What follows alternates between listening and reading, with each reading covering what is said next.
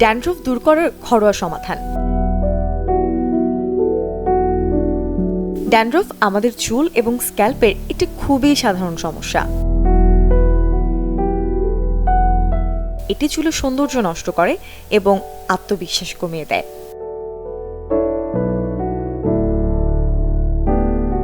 তবে চিন্তার কোনো কারণ নেই। আজকের ভিডিওতে আমি শেয়ার করব ঘরোয়া বেশ কিছু সমাধান, যা দিয়ে আপনি খুব সহজেই ড্যান্ড্রফ দূর করতে পারবেন। চলুন শুরু করি।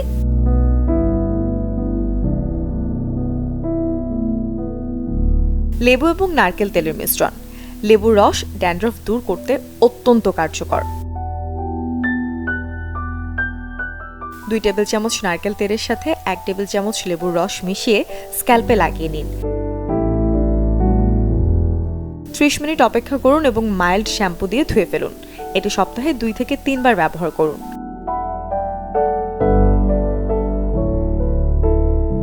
মেথির পেস্ট। মেথি চুলের জন্য প্রাকৃতিক টনিক হিসেবে কাজ করে এবং ড্যান্ড্রফ দূর করতেও সাহায্য করে।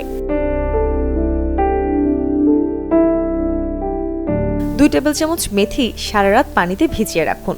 সকালে পেস্ট তৈরি করে স্ক্যাল্পে লাগান। 30 মিনিট পর শ্যাম্পু দিয়ে ধুয়ে ফেলুন।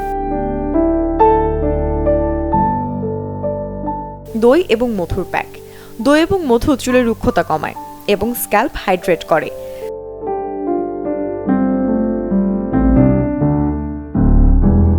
পদ্ধতি: 2 টেবিল চামচ টক দইয়ের সাথে 1 চামচ মধু মিশিয়ে পেস্ট তৈরি করুন। এটি স্ক্যাল্পে লাগিয়ে 20 মিনিট অপেক্ষা করুন। শ্যাম্পু দিয়ে ধুয়ে ফেলুন।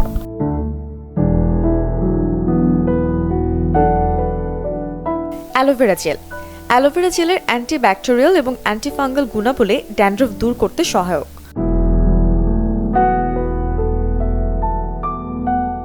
পদ্ধতি: স্ক্যাল্পে তাজা অ্যালোভেরা জেল সরাসরি লাগান।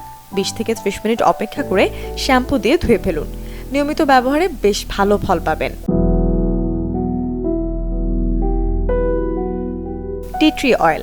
টি ট্রি অয়েলের অ্যান্টিফাঙ্গাল প্রপার্টি ড্যান্ড্রফ কমাতে বেশ সহায়ক।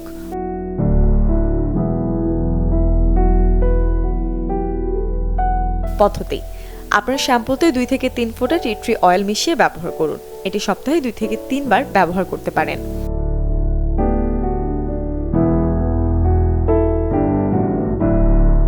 Apple cider vinegar.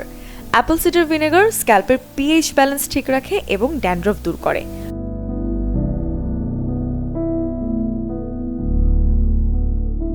পদ্ধতি: 2 টেবিল চামচ অ্যাপল সিডার ভিনেগার এবং 2 টেবিল চামচ পানি মিশিয়ে স্ক্যাল্পে লাগান। 15 মিনিট অপেক্ষা করে শ্যাম্পু দিয়ে ধুয়ে নিন।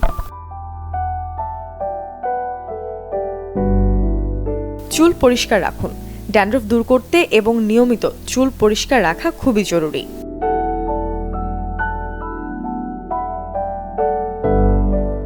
অতিরিক্ত তেল এবং ময়লা জমতে দেবেন না। একটি ভালো মাইল্ড শ্যাম্পু ব্যবহার করুন। এই ঘরোয়া উপায়গুলো নিয়মিত ব্যবহার করলে ড্যান্ড্রফ থেকে খুব সহজেই মুক্তি মিলবে। ভিডিওটি যদি আপনার উপকারে আসে তাহলে লাইক দিন, শেয়ার করুন এবং চ্যানেলটি সাবস্ক্রাইব করতে ভুলবেন না। কমেন্টে জানাবেন কোন পদ্ধতিটি আপনার সবচেয়ে ভালো লেগেছে। ধন্যবাদ।